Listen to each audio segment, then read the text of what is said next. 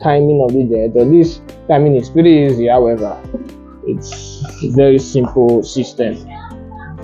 What you do now is to make sure this point, painted gray, is connected to this other point here. All right, that's what we have successfully done. We have successfully timed the generator.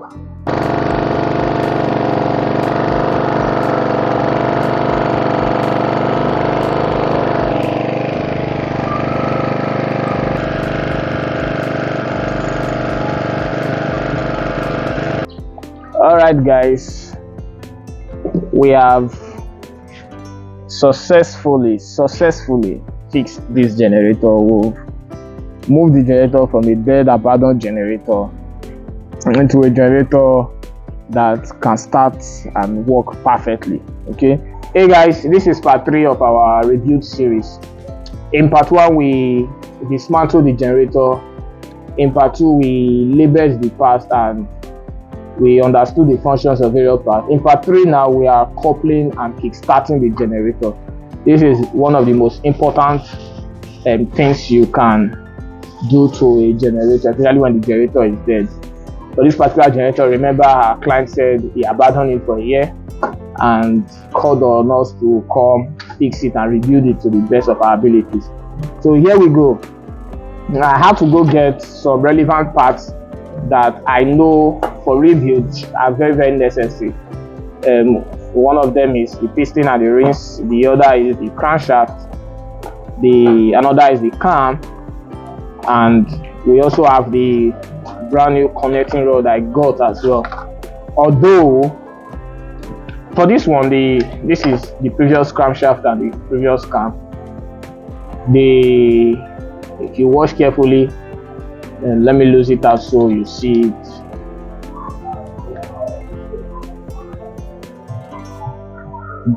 Okay, the previous crankshaft had worn out. Okay, I don't know if you can see it carefully, you can see it clearly rather, but this crankshaft had worn out, and that also affected the connecting rod. Okay, this is the second rebuild of this generator, so this generator is being rebuilt for the second time, so we have to do it with care so we don't have issues with the generator when we're done recoupling.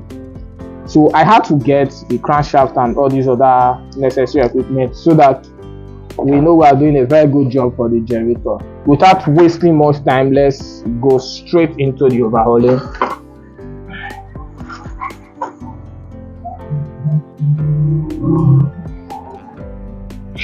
Crankshaft is fixed back, and before then there's something I like doing regularly. I try to oil all rotating parts of the generator, so it is necessary I put oil in the bearing. There's a bearing here. I just put oil in the bearing and in the governor too, the bearing and the governor too, just if at one point adding oil now had made the bearing rotate. So bearing rotates, it's very necessary. And then I equally fix the crankshaft. The crankshaft is in. Crankshaft is in. Okay, one thing I do before fixing other things is to make sure the flywheel is in position. Okay, so that it will be easy for me to fix the piston and the rings. So I put the flywheel key. This is the flywheel key, and then the flywheel key connects to this other part here.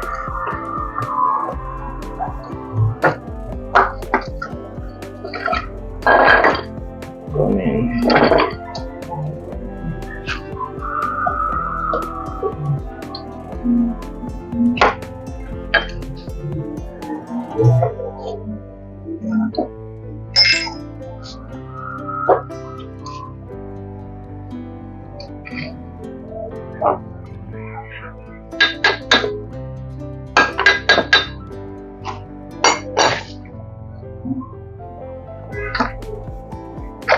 All right, successfully fix the flywheel key. From some other persons, they may decide to fix the piston first before in fact fixing the flywheel, but I'm very much comfortable doing this first. Okay, next we add the pulley to it. This is the pulley, and then of course I quickly couple.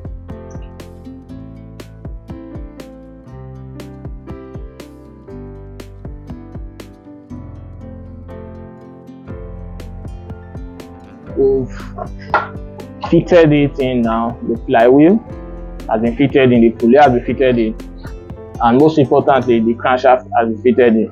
What we do next now is to fix the piston and the connecting rod, and then insert both into the crankcase, or into the block as some people would want to call it.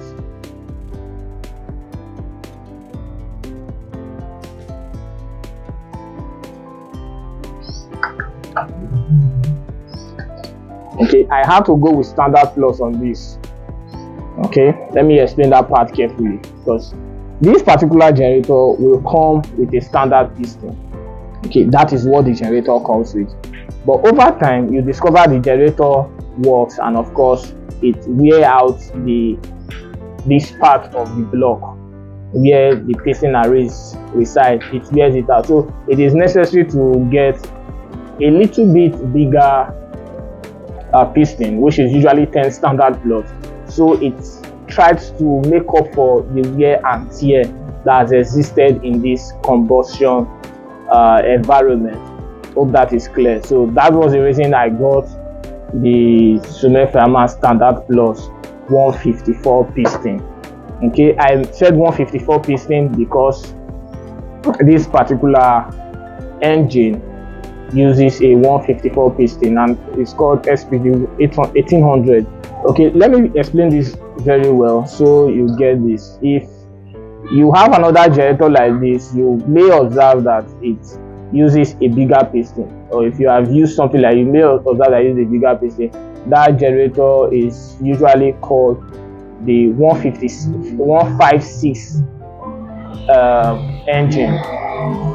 You get this. These are technical terms. It's usually called the 156 engine, but this particular one, it's called the 154 engine, and it uses a smaller piston. The other just uses a bigger piston, just slightly bigger, and it has a different type of top head, or top cylinder as they call it. This particular cylinder top is only meant for the 154 engine. The other, which looks like a 2.9 engine, uses another type of cylinder top. So those are some of the little differences you find when coupling a generator like this. Okay, that said, we'll see if we can do this so everybody can understand. I'll try my very best to explain bit by bit. Of course, that will make the video long, but please bear with us. So we've gotten this piston, and what we need to do now is to test if this piston can work. Okay, the test is to take the piston in and bring it out. Okay, this I think is fair enough, because we need the piston to be tight as much as possible. Okay, it goes in, comes out. Okay, that's what we need. We don't need a piston that goes into your generator, and after some time, because it wasn't too tight at the beginning, after some time it wobbles, and of course the generator starts smoking, because the oil will eventually, from the side of the piston, gets to the top of the piston. But that's not what we want to do. We want this piston to at least not too tight so it doesn't overheat, of course, but tight enough to make the generator not smoke. All right, let's do the rinse test, as I usually like to call it. Some other persons may call it something else, but that's what I usually like to call it. The rinse test is to put the rinse into the case and see how tight it is as well. It is necessary for your rinse to be very tight, so oil doesn't find a way of going out. Okay, so this is what we have here. The rinse looks very much okay because it moves in and out very well, and there is no much gap between the two ends. What I mean is this: when it gets to the inside the generator, inside this block, for some engines that usually smoke, when the rinse goes inside, it still opens like this. Instead of at least compressing a little, you get, it still opens. And when it opens like this, what happens is oil from the side gets to the top. But for this particular one, we just placed inside, it closed sufficiently. And I do believe with what we have here, the gen is not supposed to smoke anytime soon after this rebuild. Okay, that said, we have to put this piston inside the engine now. But there's one other thing I do when I fix this generator, especially for an engine that has been rebuilt before. I try my possible best to make it very, very, very rugged. And one of those things I do in that regard is to use what we call a parking rinse. I almost forgot that term. Is to use what we call a parking rinse. As the name implies, it is used to pack the oil rinse of your piston. In no time you will see how it works. But meanwhile, let me quickly arrange this.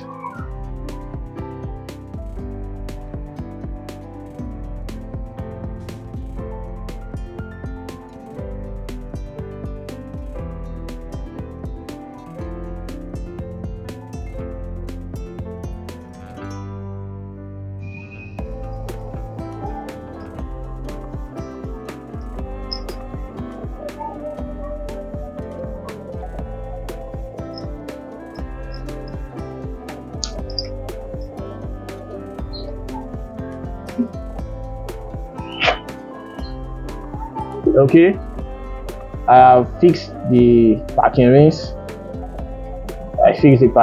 And up next you place the oil rinse, and then this. While doing this, you always try to be careful with it. You don't need to be in haste when fixing this.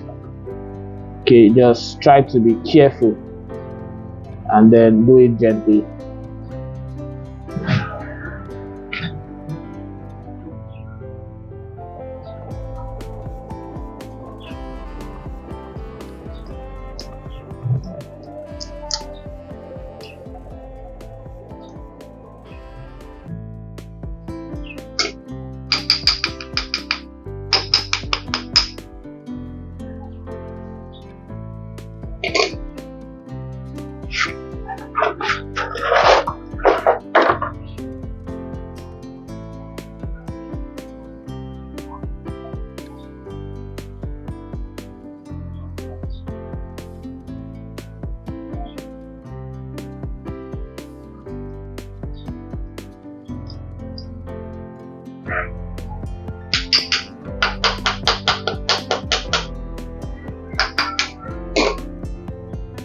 Okay, one of those tests I equally do is this.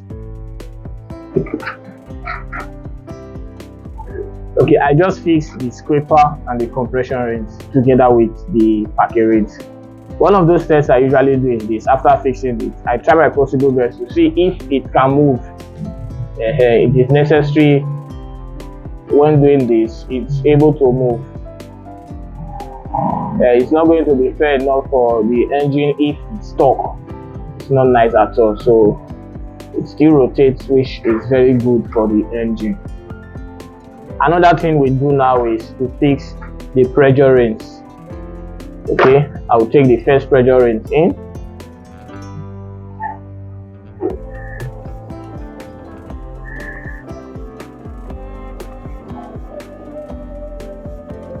And then this is how I fix my rinse. I always fix the compression rinse or the pressure rinse. I always fix the compression rinse or the pressure rinse 120 degrees from each other. Okay, you can check the video on the top of your screen to see how I do it. I made a video on that and I explained that in details how I fixed the range, so kindly check it out. I won't be able to do that in this video because that alone was a long video.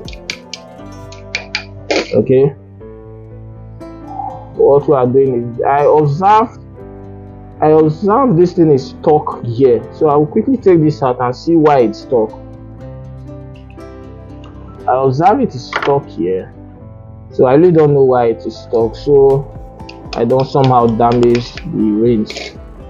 So I will quickly see what made it stuck. Okay. Oh.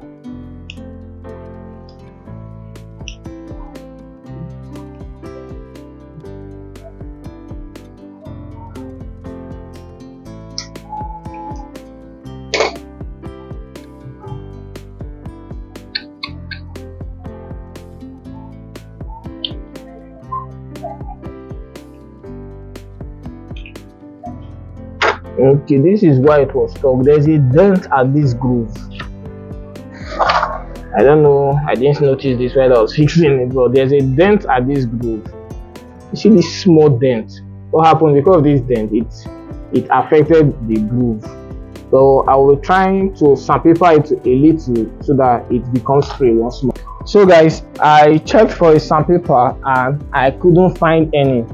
And this is not our workshop space. We just needed to shoot this video here, so if we had been in our workshop, we'll be able to see a sandpaper. So what I'll be doing here now is to use these scissors to simply rearrange the groove. Okay, I think it's better. Let me see. I think it's better, so let me try it out again to see.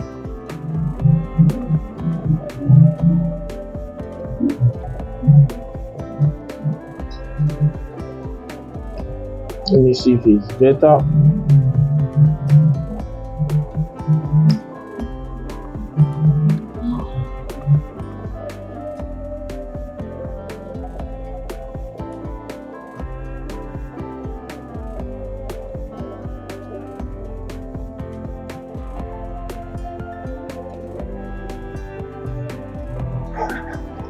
Yeah, it's better now. It's better now.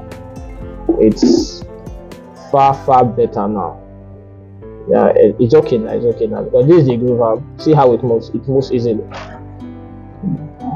That's nice. We'll quickly fix that. Up next, we fix this one. See, they both move together. Yeah.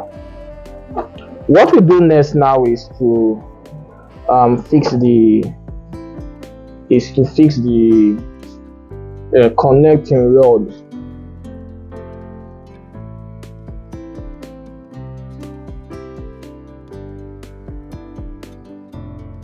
What you do now is to, this is how the connecting rod came, right? This is how it came. So this particular stuff here, trying to record the name now, should face downwards just like this. This should face downwards just like this. So if you are seeing this, they should face downward. So let me fix it now.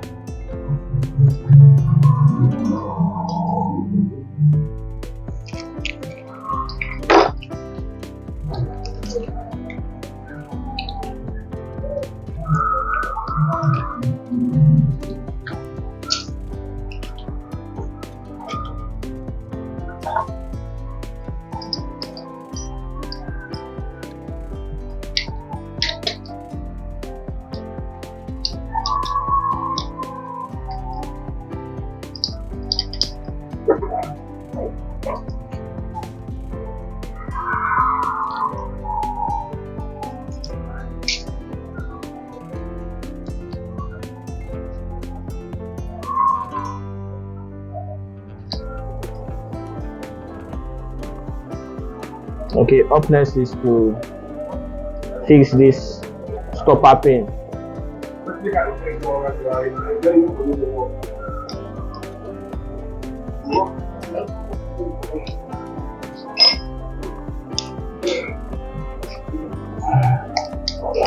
Fix the stopper pin. The aim of the stopper pin is to stop the gudgeon pin from moving while the crankshaft or the engine vibrates.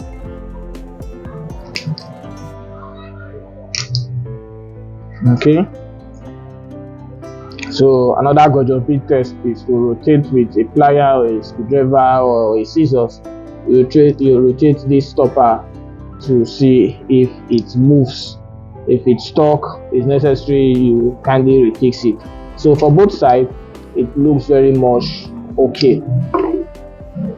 And then the next task now is to fix the generator, is to fix the piston inside the block. But before then, make sure to lubricate sufficiently. I don't think there's ever a time I have fixed this thing in the generator that I have forgotten to lubricate. Not once. And while you are lubricating, because of how many times you've touched the rings, you would notice that the rings have left the previous 20 degree position you left it at. Okay, so what you do is to fix it back, and then after lubricating, if you can lubricate inside the crankcase, it is very, very much accepted as well. It is very, very much accepted.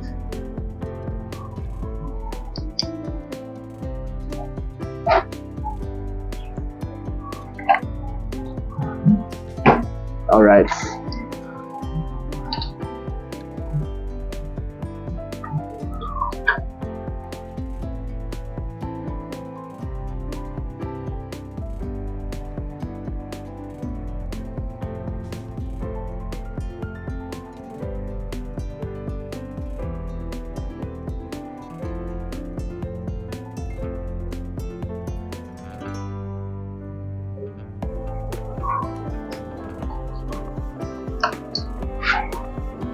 Okay.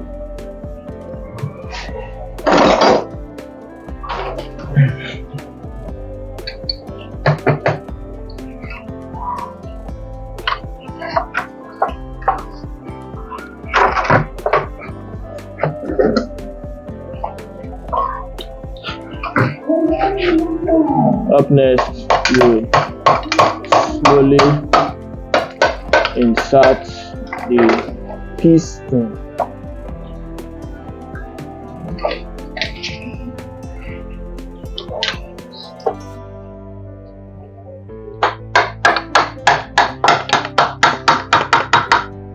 All right.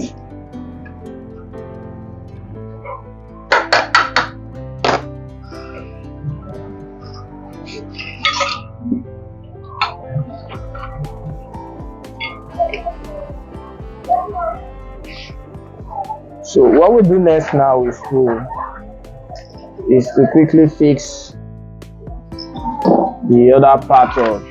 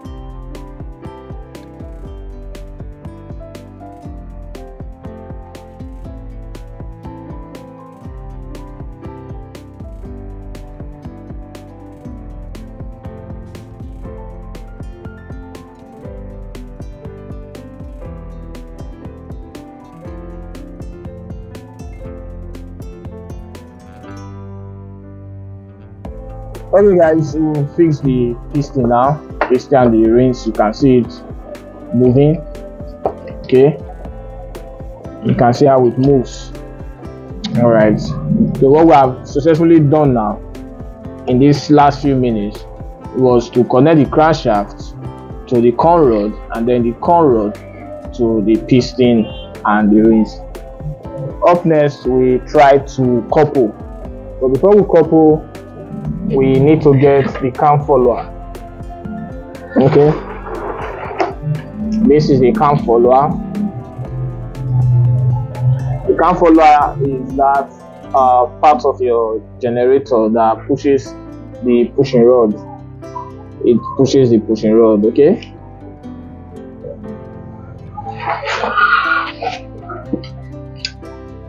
this is the cam follower.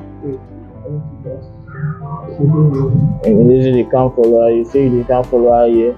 Basically, you fix the cam follower just the way you've loosed it, and that is the more reason why you need to wash the part 1 and part 2 of this series, because a lot of explanation was done there that I wouldn't want to repeat myself on this because of time factor.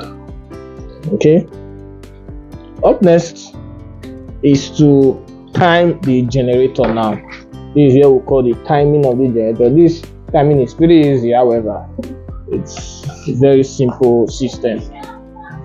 What you do now is to make sure this point, painted gray, is connected to this other point here. This point here, this particular point here, this point is connected to it. Okay, doing that now, all right, that's what we have successfully done. We have successfully timed the generator. What you need to do next now is to cover here, and before you do that, you make sure you get another gasket, because the old gasket was removed. Okay, most times when you are fixing a generator, or rather when you are trying to overhaul a generator, the previous gasket may not really be good again. It is very, very necessary you get a good gasket.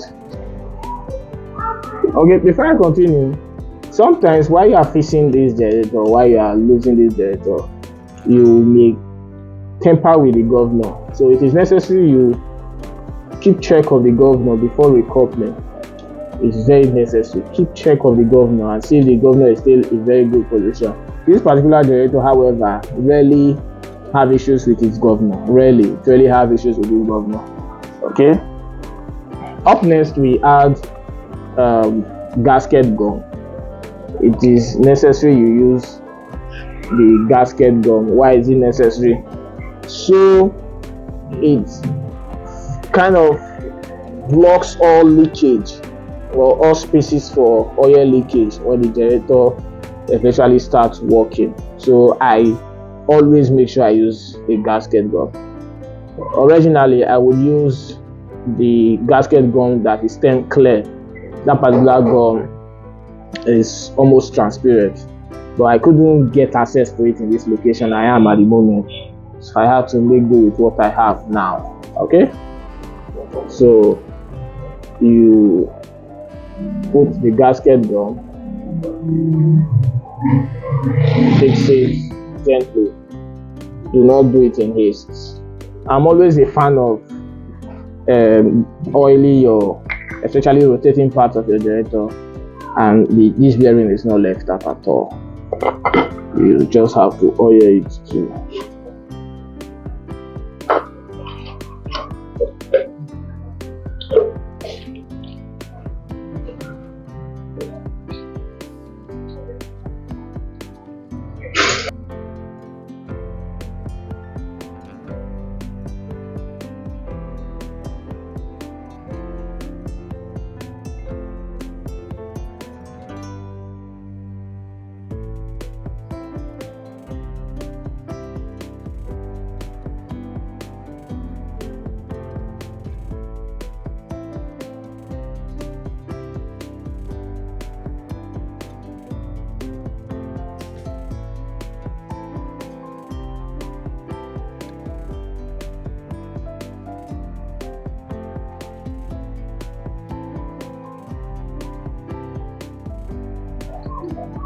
Okay guys, we succeeded in tightening it, and as you can see, we have the engine in position now, rotating very freely and very perfect. Now let me quickly show you something before I forget. How do you know when your generator, you fix your piston and the generator is very okay? You know when you touch, you know when you press this piston very well and it doesn't move. So what that means is your piston and your rings, they are in perfect condition. And 90% of the time when you do this and it doesn't move, that shows your generator will not smoke, and we're happy we've been able to do that with this. All right, up next we couple the coil.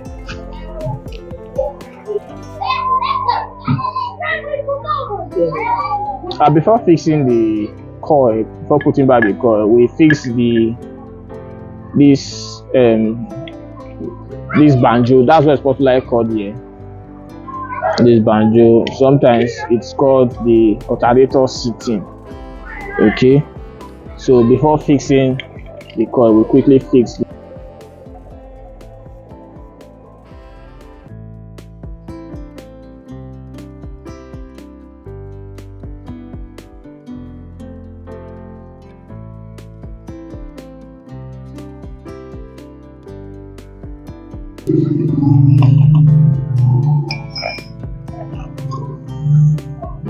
Up next, we fix the alternator.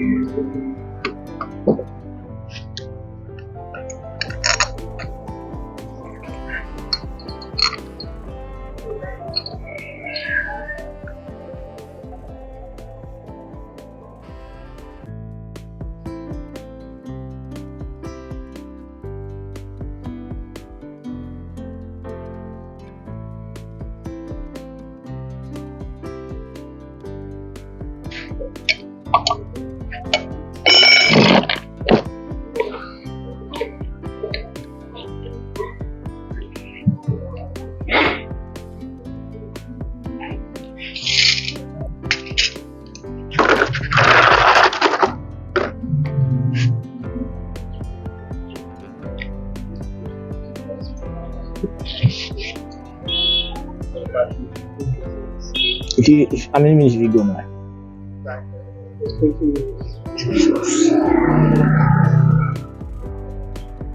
Jesus.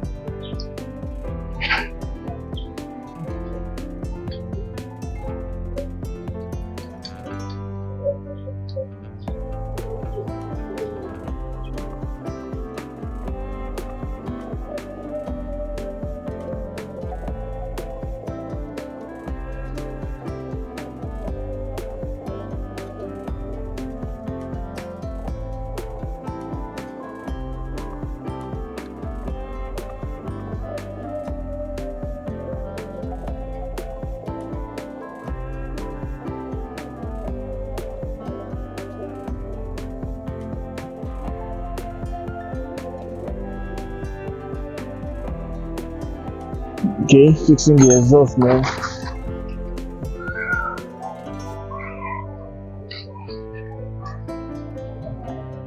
Put the gasket, the exhaust.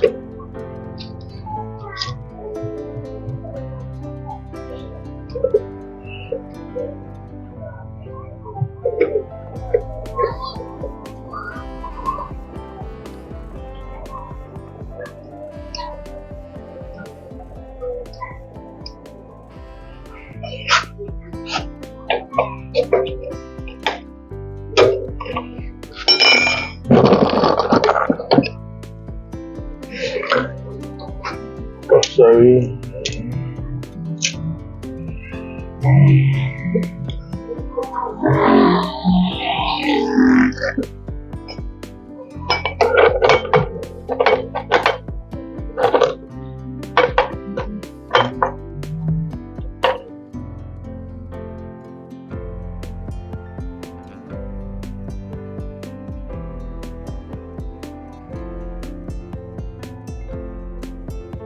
Is the starter.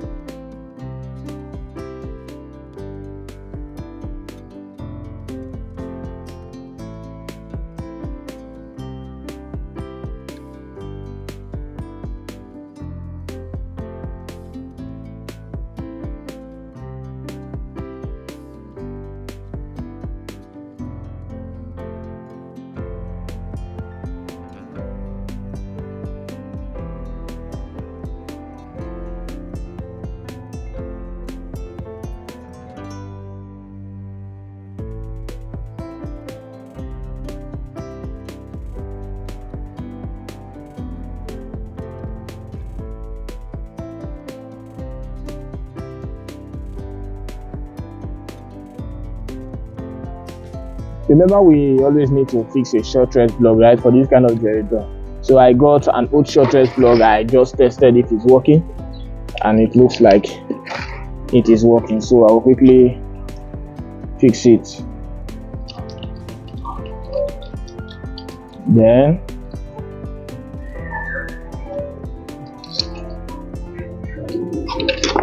after fixing it, we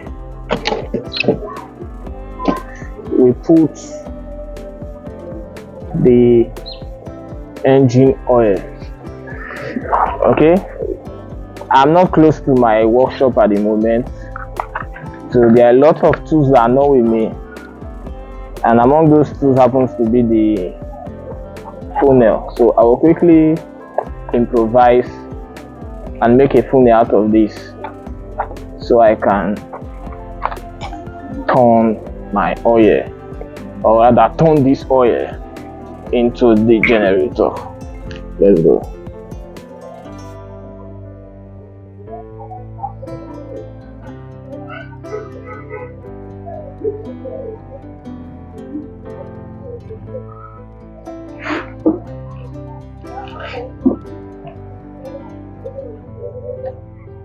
Okay, that is it, successfully gauged.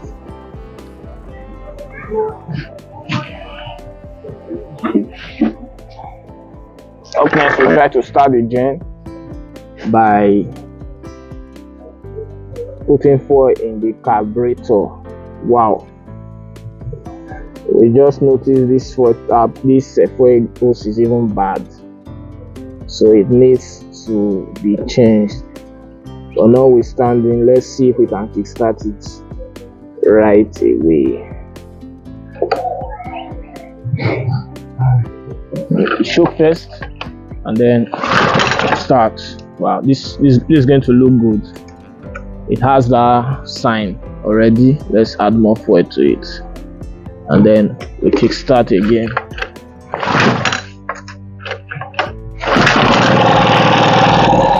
Wow. Okay. Did you hear that sound? That sound is so smooth. Jesus. That sound is so smooth. It looks like the carburetor has issues, but let's keep starting and see.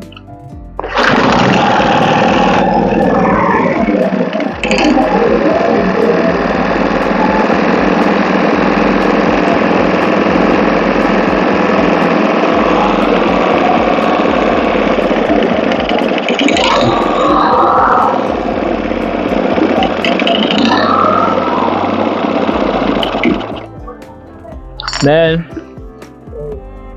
that's beautiful. I had to put off the generator because the fuel hose is not good, and again I will have to couple this part. You get, so I think we are 90% done with this generator, other than fixing it in its frame.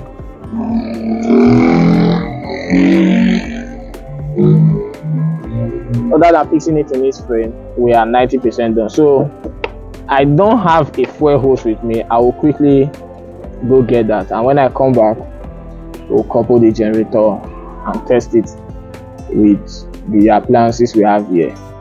Okay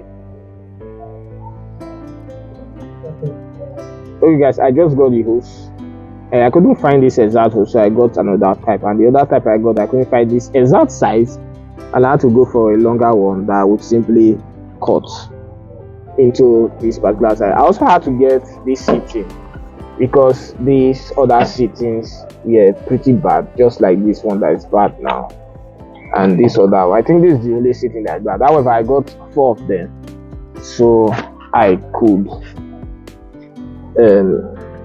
so the gen could have a better seating.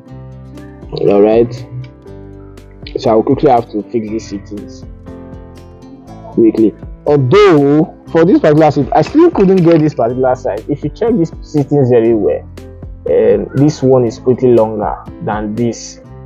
However, not too much, just by this length. It's pretty longer. I just hope it matches. I sincerely hope it matches, so because I wouldn't want to spend this money and it doesn't match.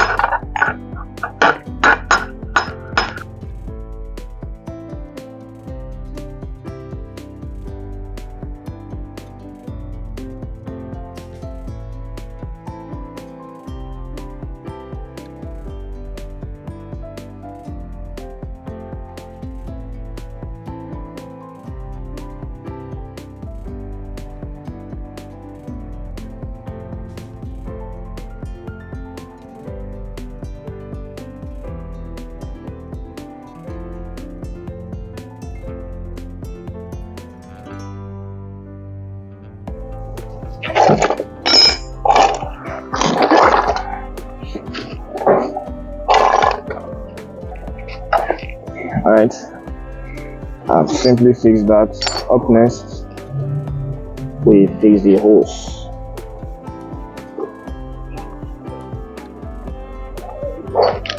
It's just about this length, right? Yes, it's just about this length. So let me just kickstart again before putting it in the frame.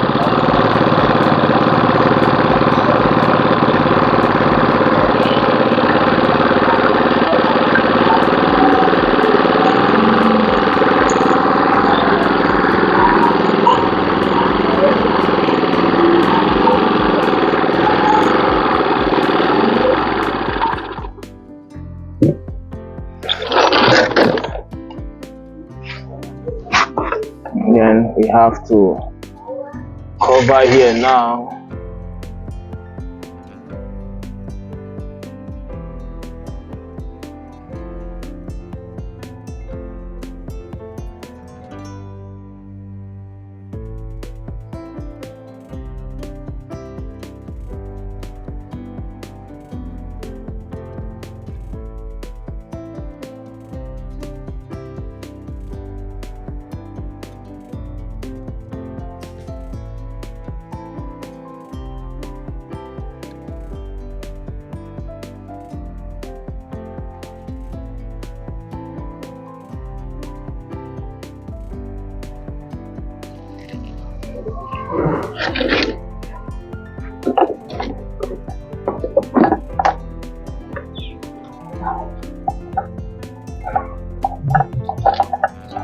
Okay guys, I just fixed the seating and then I placed the generator in the frame. Unfortunately, just as I have feared earlier, the seating didn't match. It didn't match the hose, and of course I had to I'm not sure I'll be able to get that in this locality now, so I have to get that somewhere else, probably another time. But notwithstanding, I'll just quickly fix up the gen, kickstart it, and test it with the bulb. At least we've done the major job. This is not going to stop us. All right.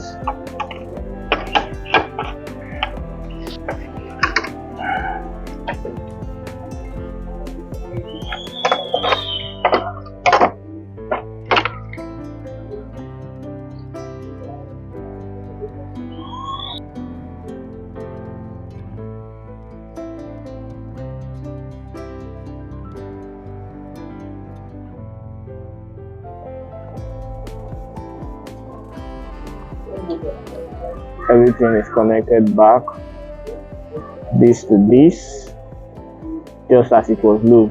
So it is necessary you check out the old videos before this, so you have a strong idea of what we've done so far. Otherwise you will not be in the know of it at all. All right, then we fix the air tires.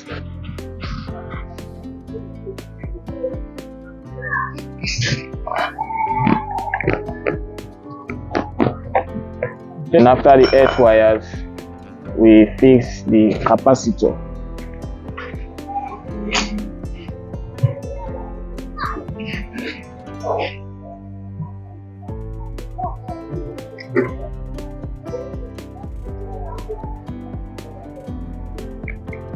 Fix the capacitor. What we do next is to kickstart the generator and connect our load to it.